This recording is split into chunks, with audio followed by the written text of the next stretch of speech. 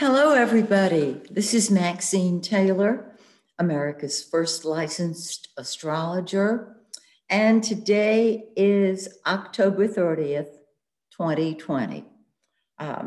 In just a few days, we are going to find out who won the race for president in the United States.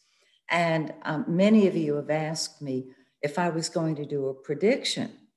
Well, I did a prediction well over a year ago, but some of you are kind of recent to my YouTube channel.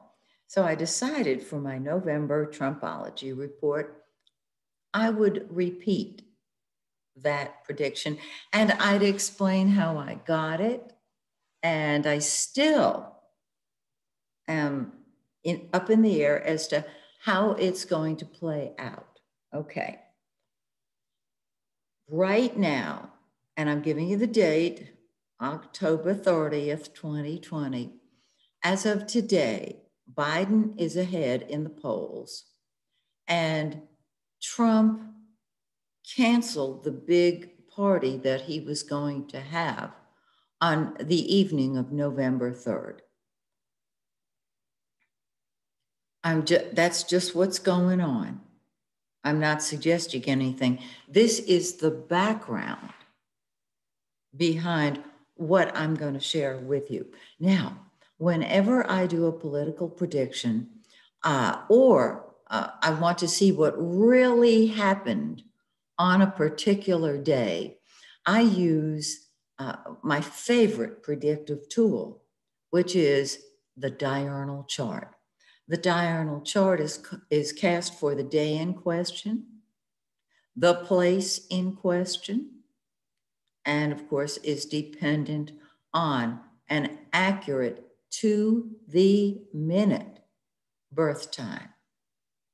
If the birth time is 4 minutes off, that means that the diurnal chart is a day off. Okay, and this is why I'm not able to do diurnals on many of the candidates, because number one, no birth time is available. Number two, the birth time that was available is not accurate. I thought Kamala's chart was accurate, birth time was accurate, and then I saw that it wasn't. However, because of the situation going on in our political world, her birth time can be accurate. It just depends on what happens after the election. Okay. So I'll elaborate as we go. I'm going to back these charts up. I'm going to start with some diurnal charts I did years and years ago to tell you and show you what the diurnal, a successful diurnal, looks like for somebody involved in a political race, and to acquaint you with a diurnal chart.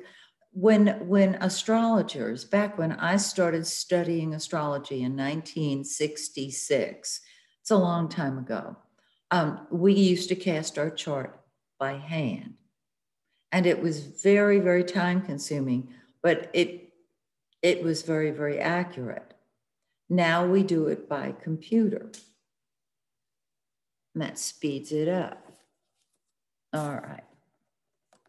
I'm going to go back to a congressional race that took place here in Atlanta back in the 1970s. There were two candidates vying for the position of our Congress, vying for the position as our congressman. And they were two very fine, very well-liked, well-known people. One of them had been in politics for years and years and years. The other one was Andy Young, who he and his family were very warm and open to me coming over to their house and sharing astrology with their daughters at the time. And then, of course, we know Andy had a son, which was his dream come true. And that's how I predicted the birth of his child, his son. It would be his dream come true. So Andy was running against Rodney Cook, who was a long time local politician, very, very liked. And of course, Andy, very, very liked. So when I did the diurnal chart, and let me explain the diurnal. When you cast the diurnal chart, you don't put planets in the houses. You put them only on the cusps of the houses. And you only allow less than 1 degree orb. So let's say this particular cusp right here is 11 degrees of Taurus. Let's just hypothetically say that. If there is a planet that is in 10 degrees of Taurus, and we know that the birth time is accurate, what that tells us is that that 12th cusp touched that planet the day before the event. This is absolutely to the degree accuracy that we're looking for. And that's how I know that these charts work. I've worked with them since, I want to say 1970. So I expect that when a politician is running for office, particularly something like Congress, it's a very important office. And back then it was a highly respected office. I would expect a lot of activity, or certainly important activity, right up here at the top of the chart at the cusp of the 10th house, because this is the person's career. This is the person's career. And when you're running for an important position, you expect your career to show up, okay? And in the case of Rodney Cook and Andy Young, both of these men had planets right on the cusp of the 10th house, which is called the midheaven, abbreviated the MC, Latin for medium Coeli, the top of the heavens. TMI, sorry, this may be a little advanced, but just know that my expectation, and a very logical expectation, is that the career would show up, okay? And it did in both candidates' charts for the election day. Sometimes I do the diurnal for the day after if it's going to be a close election. But this was for the election day, because usually by the nighttime, we used to be able to tell who was going to be the winner. So Andy has Mars, the planet of action and energy, and what you throw yourself into and what comes first to you, right there on his diurnal midheaven, the cusp of his 10th house of career. That looks pretty telling. Rodney Cook has the moon, same place, same exact place, right smack dab on the midheaven.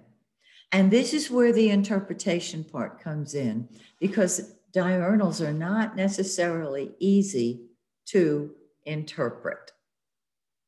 However, if you think of what the planet rules, it becomes easy. In Rodney Cook's chart, the moon. Well, the moon indicates change. In Andy's chart, he has Mars on the midheaven, what he's throwing himself into. Mars is new beginnings. You know where I'm going with this, right? Andy won the race for congressman. Mars said he's the leader. He's starting a whole new career. Rodney Cook's chart indicated a change in his public image. The 10th house is your public image, and he lost the race. I learned a lot. I learned a big lesson, and that is if somebody's running for office and you do a diurnal, or you're psychic and you come up with the fact that they're not going to win, unless they ask you, don't tell them they're going to lose, because somehow they're going to associate you with that loss, and you don't want them shooting the messenger, quote unquote. That was something I learned. Andy is a huge supporter of astrology and has always been very, very supportive. Rodney too. So I was very interested in this race. You can see why I would have been. Okay, now let's talk politics a little bit. Barack Obama. Sometimes I do the election chart first, and if it doesn't show in the election chart, which often it doesn't, because there's too much going on at that time. There's a lot of emphasis on the person, on the candidate. However, the inauguration chart is sometimes so clear. So when President Obama was inaugurated in 2012, look, this is for advanced astrologers. Look at this. Intermediate. And for beginners, I'm going to explain it. Natal North Node, right smack dab on the diurnal ascendant. The ascendant is 27 Leo, the natal North Node on the ascendant. Natal South Node on the descendant, literally 27 Aquarius. Transiting South Node, 12 degrees Taurus, midheaven, 12 degrees Taurus. I had some concern about the South Node. Transiting North Node, 22 Scorpio, on the IC, MMCLE, fourth cusp. For those of you who may be new to astrology, these four houses are called the angles, and they are the most important houses of the zodiac simply because they deal with you. The first house is you. This is President Obama we're talking about. It is your physical body, your personality. It's what you present personally in a one-on-one, and it is the most personal point in the chart. The fourth house, home, family, real estate, emotional security, the very foundation of your life.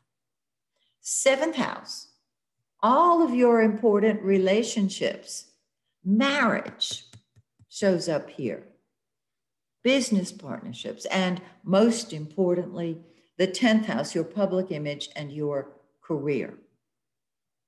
When I looked at this, I knew that I was talking to the person who I was talking about our former president, Barack Obama, and how his inauguration was absolutely so predestined.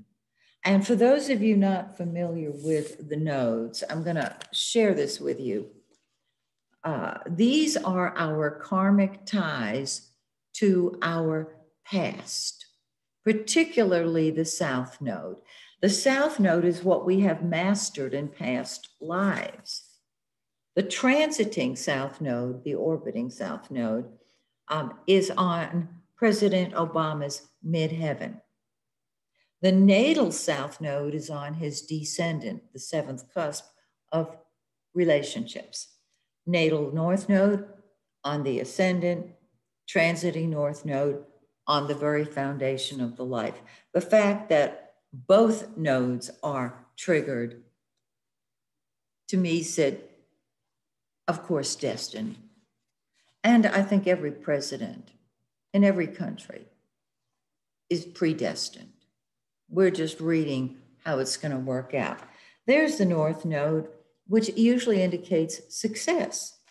The South Node, very often a loss. In the case of President Obama, nope, it was just plain old predestined. He was predestined. This was his second inauguration. Just exquisitely karmic as far as I was concerned. Okay, now, I hope you're getting familiar with diurnals and you understand why I love them. All right, okay. I'm going to be jumping around here a little bit.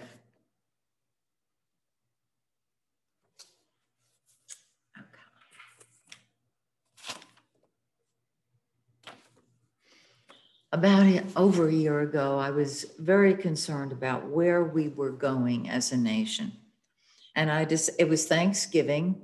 It was either 2019 or 2018. I think it was probably 2019.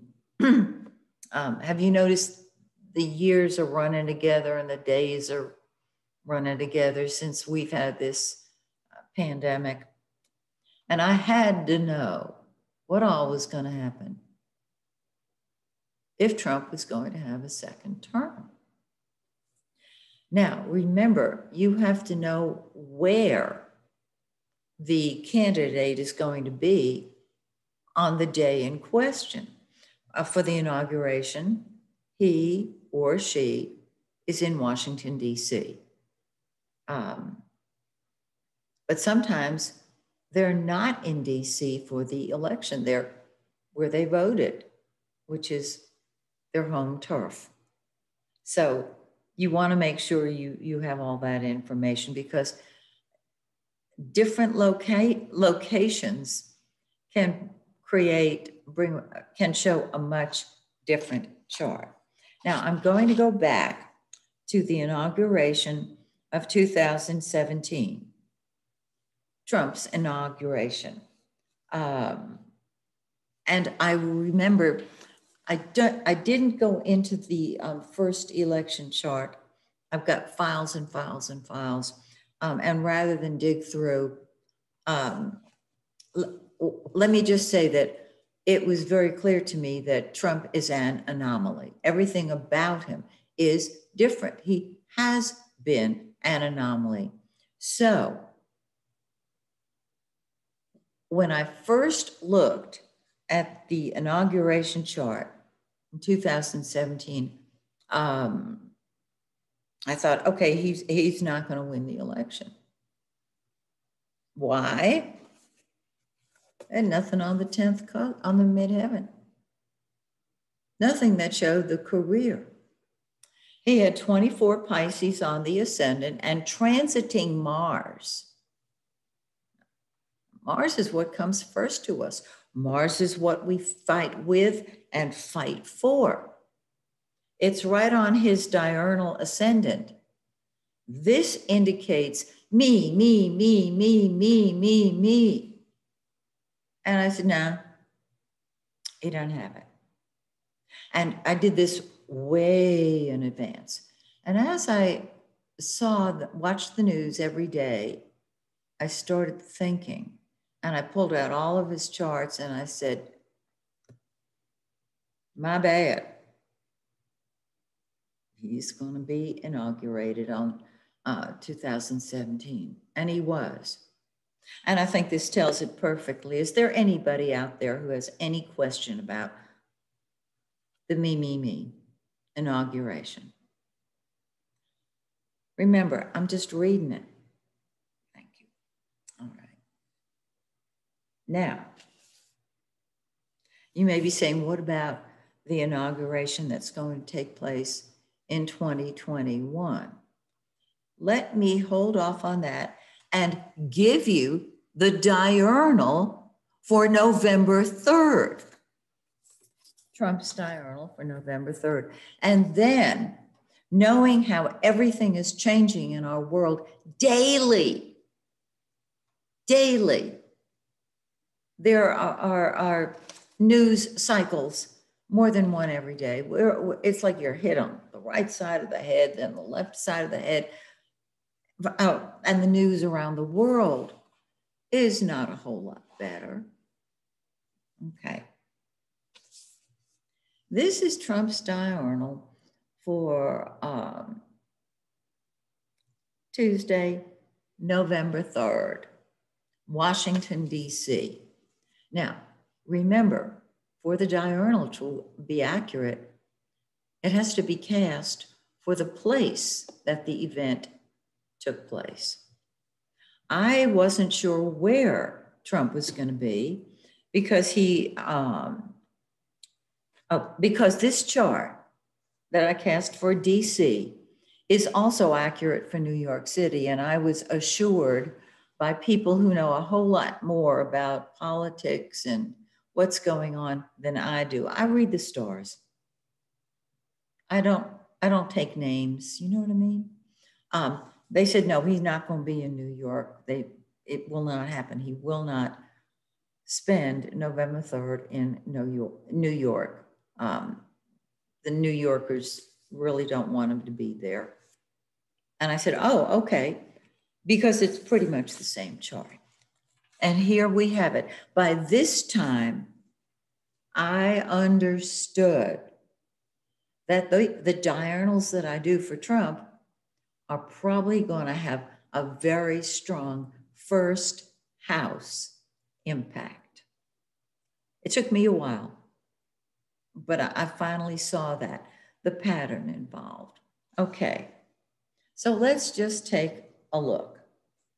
The ascendant of Trump's diurnal, Washington, D.C., Tuesday, November 11th, is 20 Sagittarius. Okay.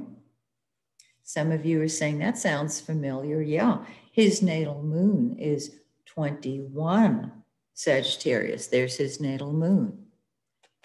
Change in his physical body.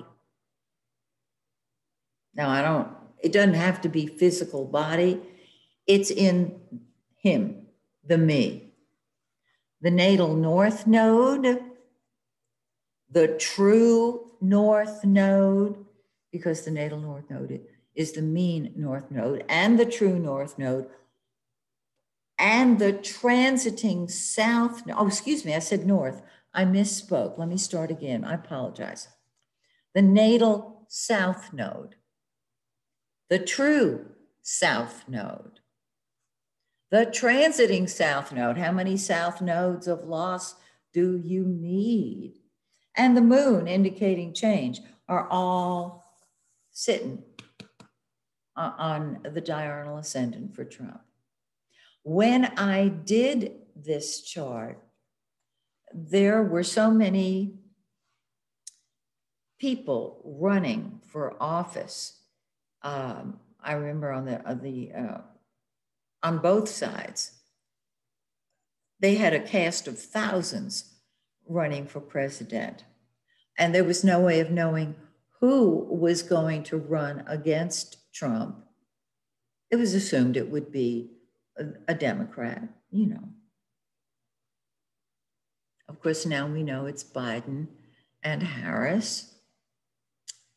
And look at this seventh house. Now, the seventh house is your opposition.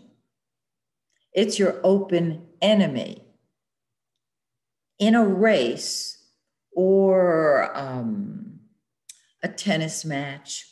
a golf match. In other words, when it comes down to two contestants, you cast the chart for one, and the other one is their opposition. Well, look at here. Transiting North Node, true North Node, natal North Node, sitting right there in the opposition. And I kept this chart for a year. I kept it actually for more than a year because I did it so long ago. So I was interested to see who was going to be running on the Democratic ticket. And of course, now we know. And so to me, what this says is that the election is going to go to the Democrats and the loss is going to go to the Republicans. Now, this is November 3rd. There's a lot that can happen between November 3rd and Inauguration Day. Did I cover this? No, I didn't. I got more to share. So that there can be so much going on. I'm just going to tell you this, if this is what it shows. Now, somebody wrote me in, a couple of people wrote me and said, how about if he goes to Florida? And I thought, oh my goodness. Well, if he, of course, he's not supposed to be in Florida, but if he's in Florida, it's a much different picture. Transiting Venus, which is love and beauty, and his progressed Neptune, which is either the dream come true or total escapism, make-believe, fantasy, are both right up there at the midheaven with the midheaven in 7 Libra. So it's a much different picture. This is where he receives love and recognition. And his progressed sun is on the 9th cusp. Well, that's long distance communication, correspondence, and transportation. I don't think that has a whole lot to do with the election. But this is certainly a time of feeling loved and blessed in his career. My understanding is that he's going to be in DC. We will see. No pun intended there. So let's talk about the inauguration. Let me tell you what it says here. 2nd cusp is 6 Taurus.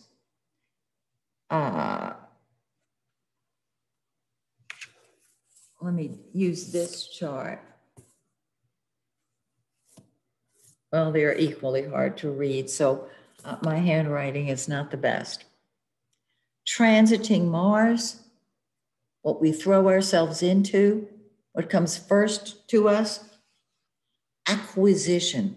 And I looked at this and thought, well, his chart is an anomaly. Maybe this is him acquiring what he wants.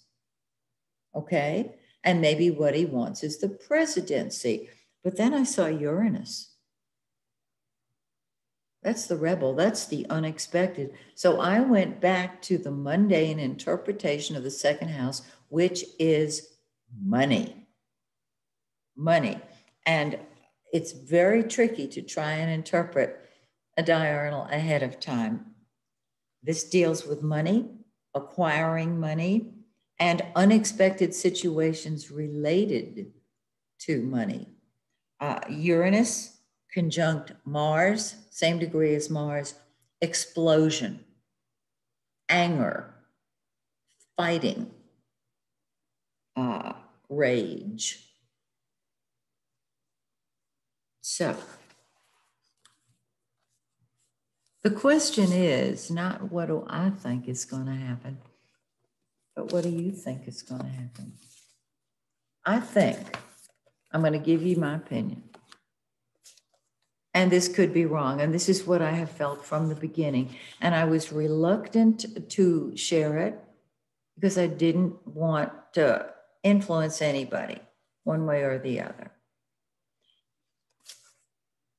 With all this karmic nodal activity, with the fact that Trump has canceled a celebration party, a victory party, with the fact that the polls show Biden in the lead, and here again, you can't go by polls, but just looking at this, I would say that the outcome of the election is going to be pretty clear on November 3rd. Okay? And please don't say, what did you mean by that? I just told you. Now, just because he won doesn't mean anything, right? We know what is that lovely little expression? There's often a slip between the cup and the lip. Lot can happen between November 3rd and January 20th. And there probably will be a lot going on.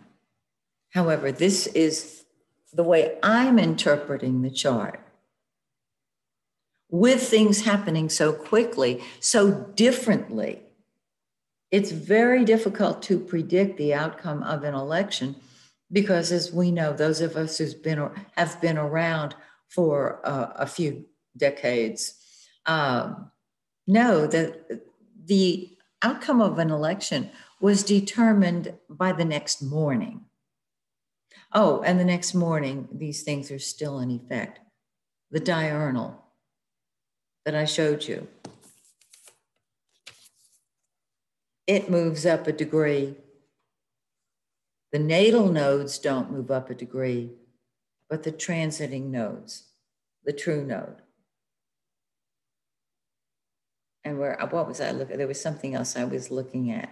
Anyhow, they're good for that 24-hour period.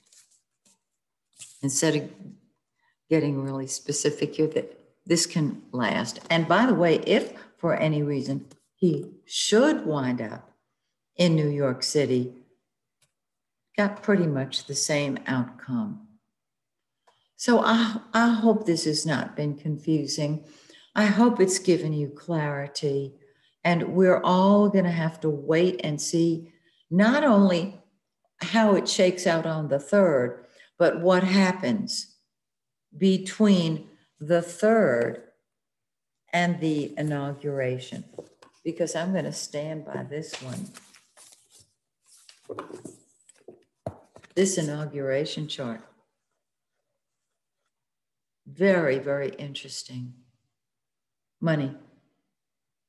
That is the focus. So that if this is his inauguration chart, he is, for the next 4 years, going to be about money. And you might say, well, he has been. And I'm saying he will be more. But there is going to be some sort of money explosion going on, value explosion. So, hindsight is 20/20. I hope this has been helpful to you. Thank you, those of you who have been so supportive of me. I really, really appreciate some of the beautiful things that you've said that have encouraged me to continue with my Trumpology report. I used to be CNN's on-air astrologer. When they first began broadcasting, that was umpteen zillion years ago.